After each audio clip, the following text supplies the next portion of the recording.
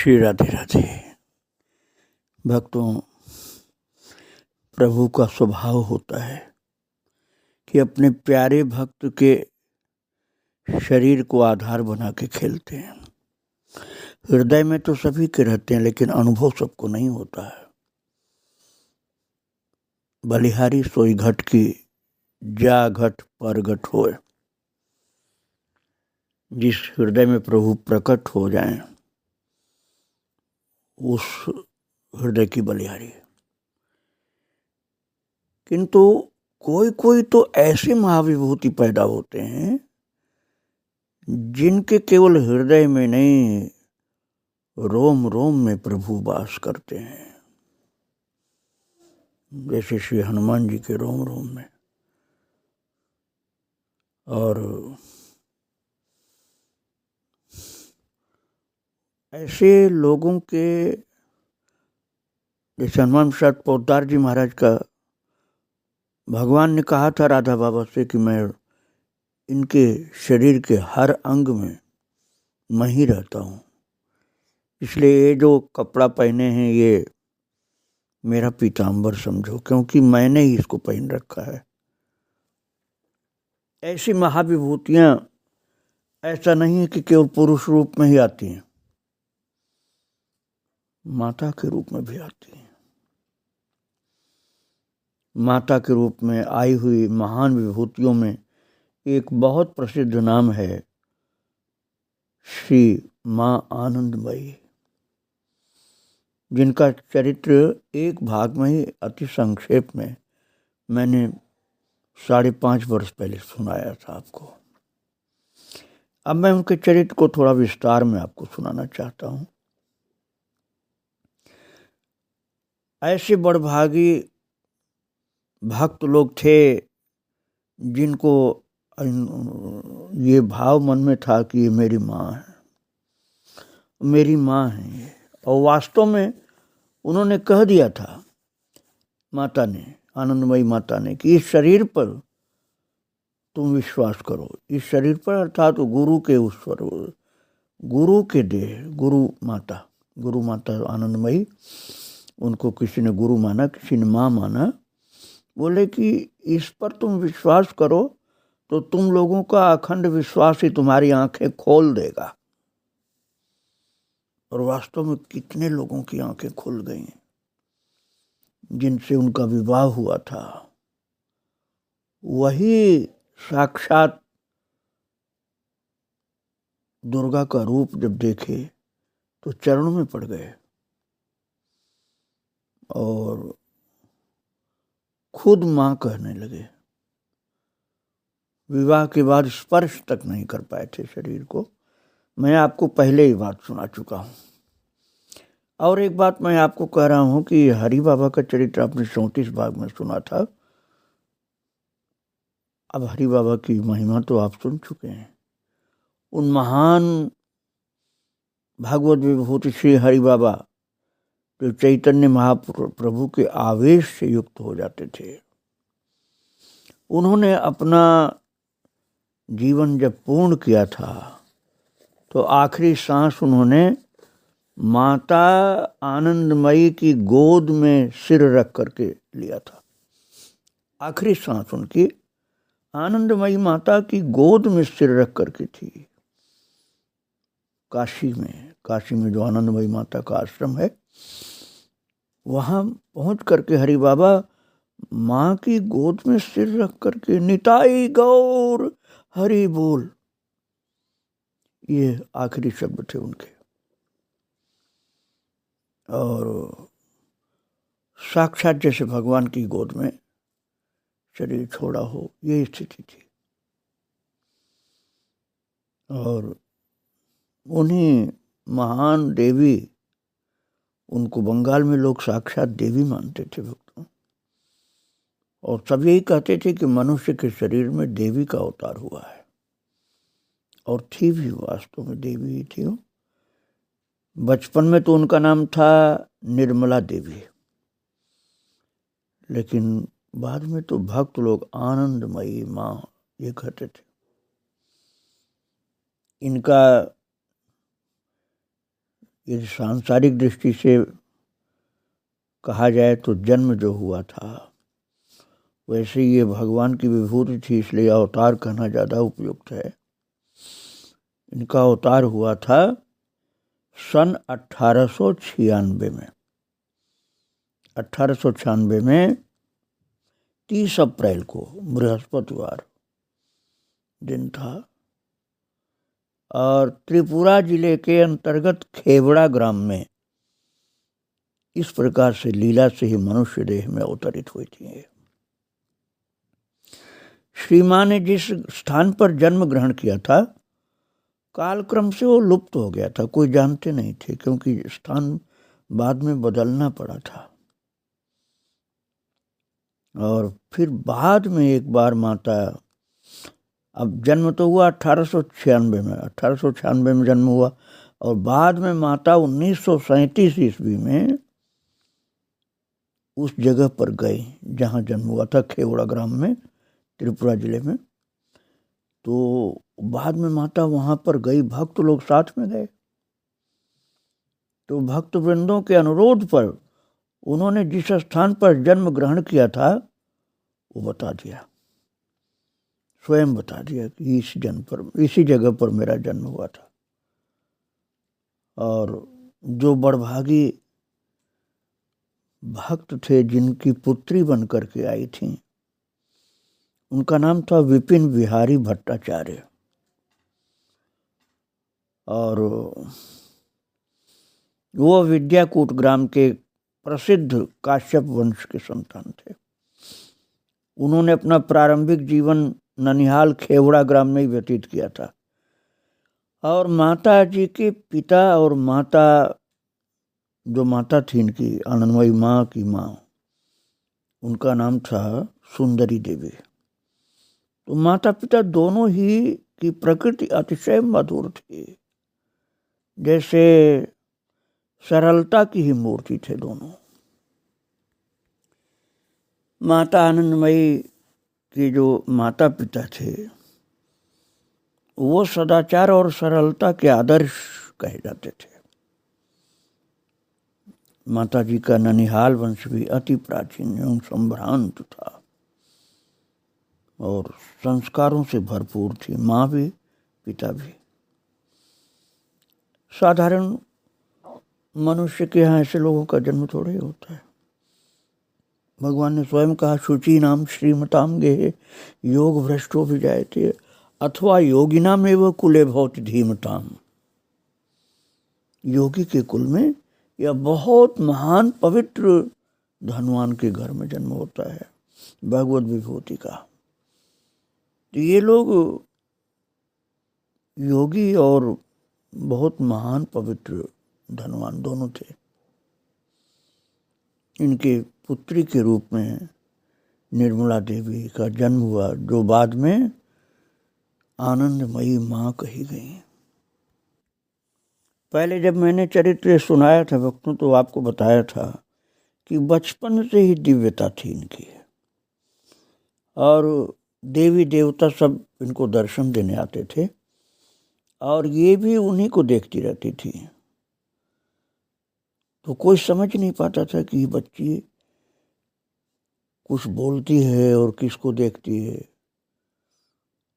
फिर कुछ संतों के द्वारा ही पता चला कि दिव्यात्माओं से बात करती रहती है। और सन 1926 ईस्वी में शाहबाद में उत्तरायण संक्रांति के उपलक्ष्य में कीर्तन हुआ। तो यही माँ का सबके सामने पहला प्रकट कीर्तन था। और उस समय चट्टग्राम से शशिभूषण दास गुप्ता ढाका आए थे। वे वहाँ पहुँचते न पहुँचते ही माँ को देखकर के श्रद्धा भक्ति से द्रवीभूत हो गए। लोगों की बहुत भीड़ थी। तब तक लोग ये जान चुके थे कि ये कोई दैवी आत्मा है, साधारण मनुष्य नहीं है ये। तो दूर से ही माँ का दर्शन कर रहे थे ये भक्त शशिभूषण दास जी, और अश्रुधारा से अभिषिक्त हो रहे थे। उन्होंने एक भक्त से बताया कि जीवन में जो नहीं देखा था वो आज देख लिया। उन्होंने कहा विश्व जननी की प्रकट मूर्ति का दर्शन हुआ मुझको। ये कोई स्त्री नहीं है, विश्व जननी है, साक्षात देवी है। और प्राय 10 बजे के समय कीर्तन आरंभ हुआ तो माँ बैठी हुई स्त्रियों को सिंदूर दे रही थी। सहसा उनके हाथ से सिंदूर की कटोरी गिर गई और पूरा शरीर जमीन पर उनका लुढ़क पड़ा और कुछ क्षण जमीन पर पड़े रह करके शरीर उठा एवं पैर के अंगूठे के ऊपर खड़ा होकर के दोनों हाथों को ऊपर की ओर उठा करके सिर को बिल्कुल पीछे पीठ के साथ लगा दिया। अब आप समझिए, असंभव है किसी मनुष्य के लिए। सिर को पीठ की तरफ ले जा करके पीठ से चिपका दिया और अपलक स्थिर ऊर्ध्व दृष्टि से ऊपर की ओर देखती रही। और बाद में इसी प्रकार की अवस्था में चलने लगी जैसे कुछ अलौकिक भाव में परिपूर्ण हो। सिर शरीर पर वस्त्र आदि के प्रति कोई ख्याल नहीं था। उनको पकड़ करके रखने की भी किसी की सामर्थ्य नहीं थी। भक्तों, अनजान आदमी तो डर सकता था, ऐसी स्थिति थी उनकी। ताल ताल पर उनका शरीर नृत्य कर रहा था और कीर्तन के स्थान पर जाते जाते वो गिर गई और जमीन पर गिरते ही माँ का शरीर, महाराज आपको बहुत आश्चर्य होगा, भक्तिहीन व्यक्ति को तो विश्वास भी नहीं होगा। महाराज शरीर उनका ऐसे उछलता था जैसे सूखा पत्ता आंधी में उल्टे उछले।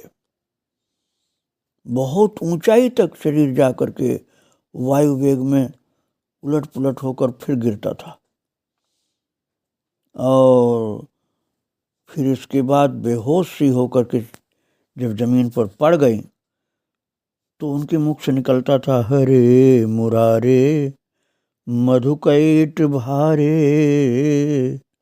बस इतना शब्द बार बार प्रकट होता था। भगवान का नाम बहुत प्यार से मुख से निकल रहा था। मदमत्त की तरह शिथिल भाव से शरीर उठ बैठा। अनजाने में सब होता था और दोनों आंखों से अश्रुधारा बहने लगी। बहुत देर तक लगातार ऐसा ही होता रहा और तब वो प्रकृतिस्थ हुई, नॉर्मल हुई। और उस समय उनकी अपूर्व मुखश्री, मधुर दृष्टि तथा गदगद भाव देख करके अनेक लोग कहने लगे, ग्रंथ आदि में श्री गौरांग देव जी के जिस प्रकार भावावेश की कथा पढ़ी सुनी थी वो आज माँ के अंग प्रत्यंग में हम लोगों ने प्रत्यक्ष देखा है। चैतन्य महाप्रभु के अनुयायी भक्त लोग कहने लगे, ऐसा लगता है जैसे श्री चैतन्य महाप्रभु ही आज नारी के वेश में आए हैं। और फिर संध्या समय माँ ने कीर्तन मंडप में प्रवेश किया। दोपहर की तरह ही भावावेश दिखाई दिया। वे कीर्तनियों के साथ घूमने लगी। एक चरण पृथ्वी पर था और एक पैर के ऊपर फिर दूसरा पैर उद्दाम नृत्य करते करते कुछ दूर तक फिसलती हुई गई। फिर उनका शरीर जमीन के ऊपर गिर पड़ा और बहुत देर तक इसी भाव में चलता रहा। तब माँ उठ करके बैठ गई। उस समय उनकी आधी अधूरी बातों ने समवेत भक्तों के हृदय को मानो अमृत रस से भरपूर कर दिया। और महाराज उसके बाद फिर माँ के आदेश से खिचड़ी प्रसाद का वितरण हुआ। विपुल जनता के बीच उनकी प्रसाद वितरण की क्षिप्रता और महाराज अलौकिक मातृभाव का स्फुरण देखकर सबको मन में ऐसा लगा स्वयं महालक्ष्मी धराधाम पर विचरण कर रही हैं और वही माँ की उस दिन की लीला लोकातीत विलास वैभवपूर्ण, उनका स्वरूप देख करके अनेक ही दिव्य भाव उनसे जो प्रकट हो रहे थे, उसमें भावाविष्ट हो गए भक्त लोग, और लगातार भर भर भर भर आंखों से, सबके आंखों से पिचकारी सी आंसू की बरसात होने लगी।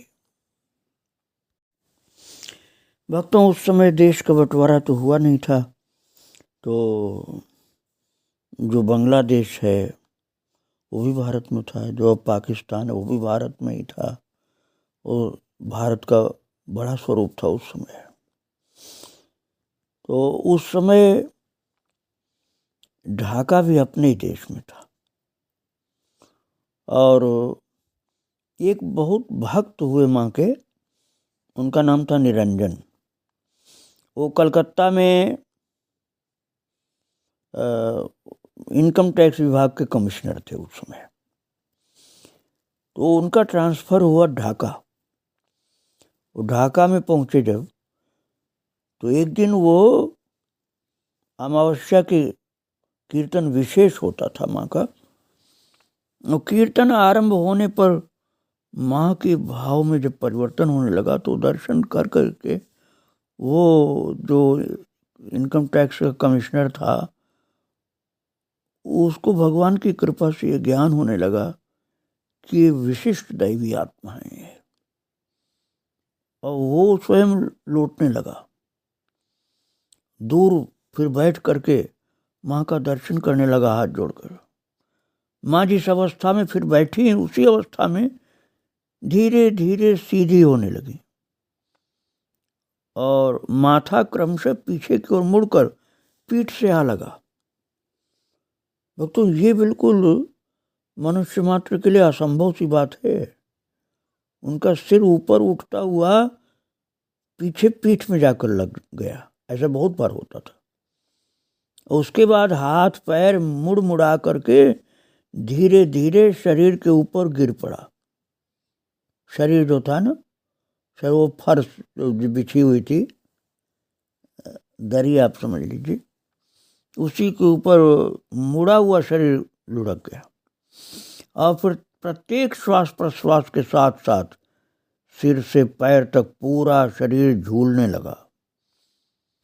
लहर के बाद लहर की तरह ताल ताल पर सारा शरीर जमीन पर लेटे हुए भी उल्टा पुल्टा होने लगा,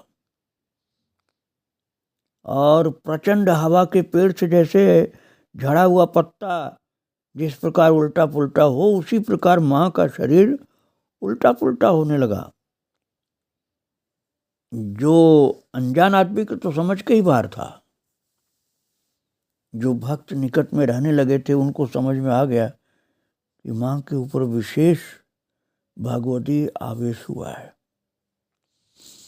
और भाव की तरंग में संज्ञाहीन अवश्य शरीर को लीलामयी माँ ने तैरा दिया था।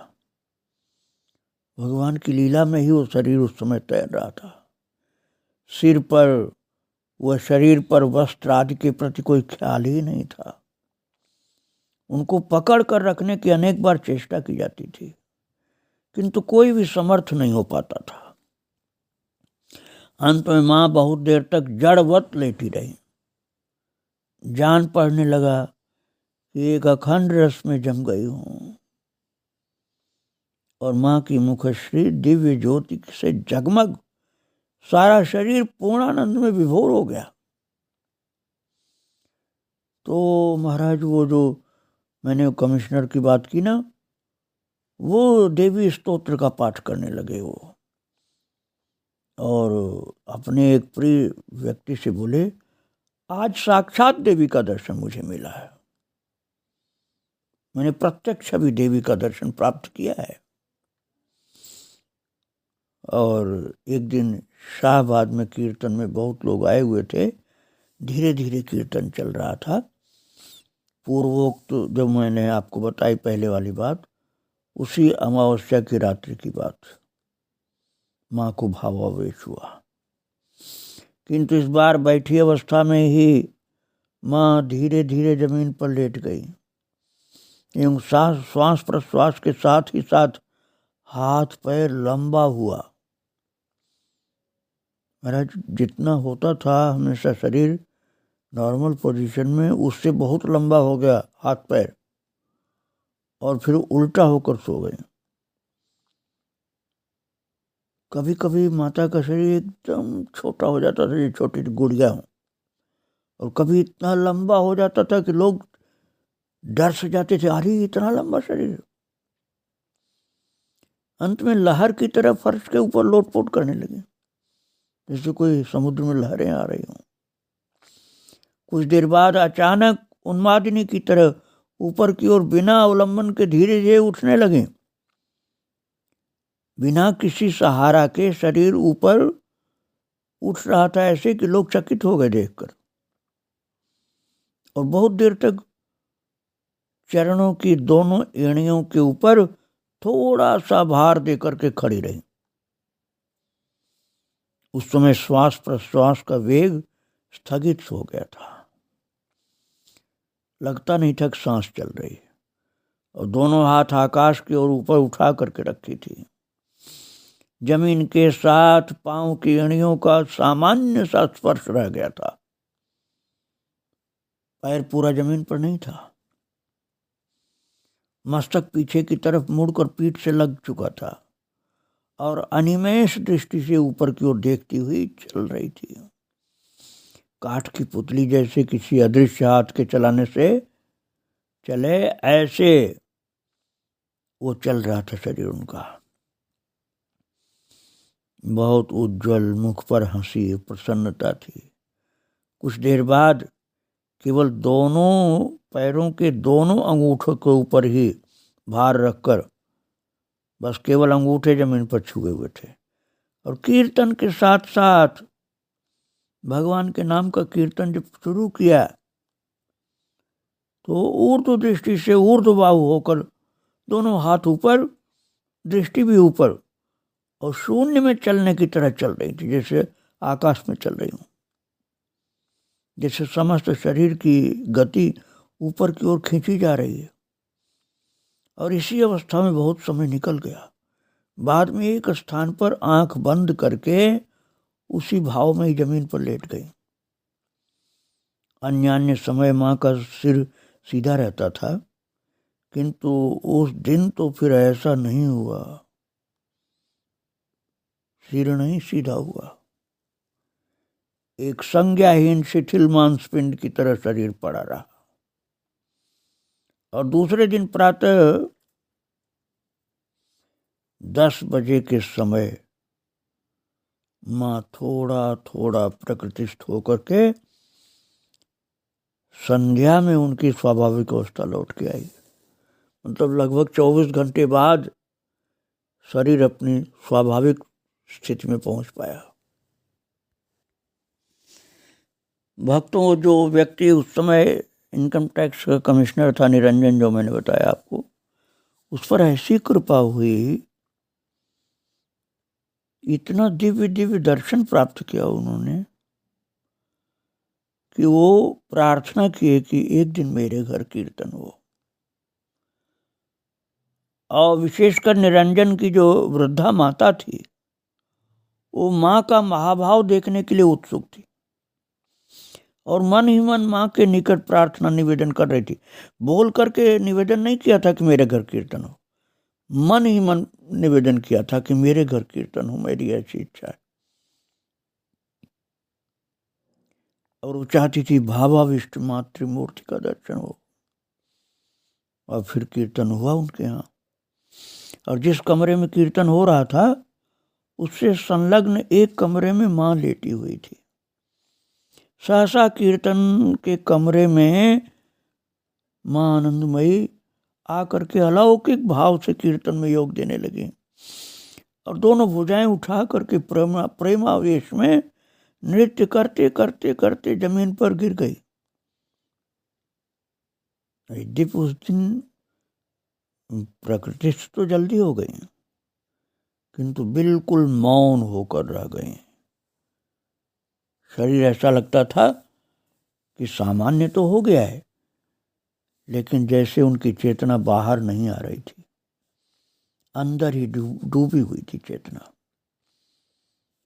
और उनके शरीर का भाव, प्रकाश, वेग ऐसे विचित्र रूप से प्रकट होता था जिसको शब्दों में व्यक्त करना मुश्किल है। शरीर जब लोटपोट होता था तो कभी वो लंबा और कभी बहुत बिल्कुल छोटा शरीर हो जाता था, कभी तो बिल्कुल गोलाकार जैसे मांसपिंड का ही आकार धारण कर लिया हो। कभी ऐसा लगता था मानो शरीर में हड्डियां ही नहीं, रबड़ की बॉल की तरह जमीन पर लुढ़कती थी, जैसे गेंद लुढ़क रही हो। उनके देह की भाव भंगिमा इतनी तीव्र गति से विद्युत की चमक की तरह संपन्न होती कि तीक्ष्ण सावधान दृष्टि ही कुछ अनुसरण कर सकती थी। और उस समय ऐसा प्रतीत होता था कि देह मानो श्री मां की नहीं है, जैसे कोई दिव्य लोक का भाव मां के शरीर को विगलित करके नृत्य परायण कर रहा हो। उनका शरीर रोमांच में इस प्रकार से बदल जाता था, रूपांतरित होता था, ऐसा लगता था मुख एकदम प्रभामान, जैसे कोई ज्योति प्रकट हो गई हो मुखारविंद पर। और देवी भाव के स्वतः स्फूर्त लक्षण उनकी देह सीमा के अंदर सीमातीत के अपूर्व लावण्य के रूप में लालायित होकर के चलता था। कभी कभी कीर्तन के रूप में ललित नृत्य कला मानो उनके शरीर का अतिक्रमण करने लगती। कभी अतल सागर का महामौन शुद्ध प्रशांत एकत्रित भक्तजनों के प्राणों में अपरूप भाव जागृत करते।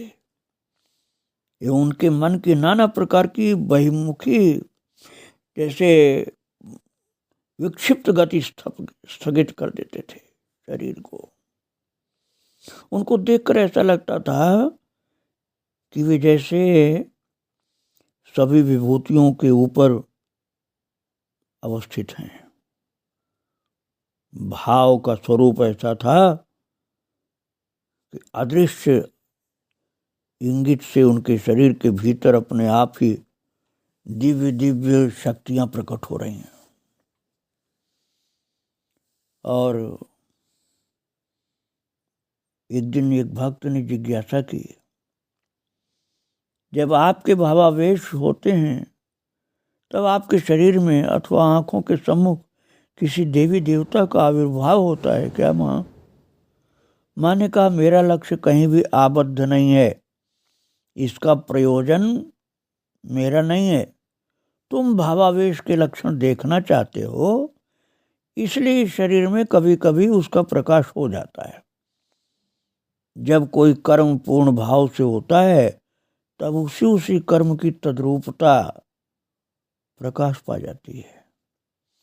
नाम में तन्मयता आने की सामर्थ्य होने पर रूप सागर में डूब जाया जाता है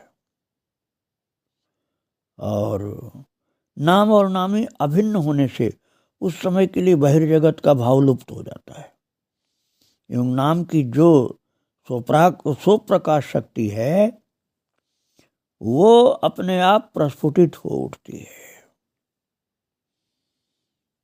माता ने कीर्तन के समय जिस प्रकार से दर्शन दिया था भक्तों, वो अद्भुत था। उसकी चर्चा मैं आगे फिर करूंगा। आज माँ को प्रणाम करके ही विराम दे रहा हूँ। श्री राधे राधे, जय श्री राधे राधे।